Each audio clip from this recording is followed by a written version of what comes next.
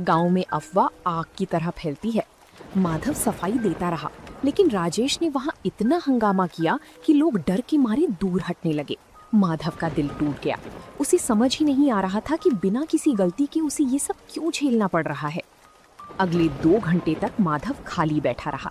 बारिश तेज होने लगी थी और राजेश दूर खड़ा ये सब देखकर हंस रहा था। तभी अचानक वही गाड़ी फिर से आकर रुकी जो परसों आई थी। गाड़ी से वही साहब बाहर निकले, लेकिन आज उनके साथ उनकी पत्नी भी थी। साहब मुस्कुराते हुए माधव के पास आते हैं और कहते हैं, नमस्ते भाई, आज हम खास तौर पर तुम्हारी पाव भाजी खाने के लिए शहर से यहाँ तक आए हैं। मेरी पत्नी को तुम्हारी भाजी का स्वाद इतना पसंद आया कि उसने आज घर पर खाना ही नहीं बनाया। साहब, पर यहाँ तो लोग कह रहे हैं कि मेरी भाजी खाकर आपकी तबीयत खराब हो गई थी। अरे कौन फैला रहा है ये झूठ?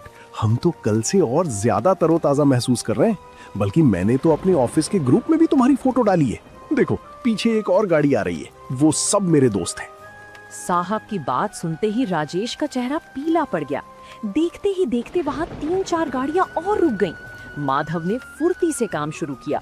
ताजे मक्खन और मसालों की ऐसी महक उठी कि गांव के जो लोग राजेश की बातों में आ गए थे वो भी अपनी भूख नहीं रोक पाए।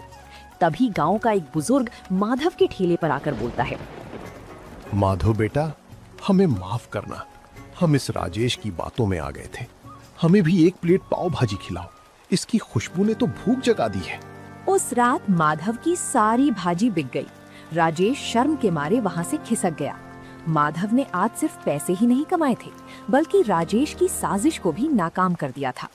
माधव की दुकान अब गांव और शहर दोनों जगह मशहूर होने लगी थी। हर शाम उसके ठेले पर भीड़ जुटने लगी थी।